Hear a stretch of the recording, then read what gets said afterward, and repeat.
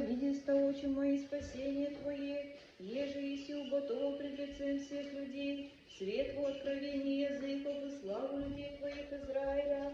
Святый Боже, святый крепкий, святый бессмертный, помилуй нас.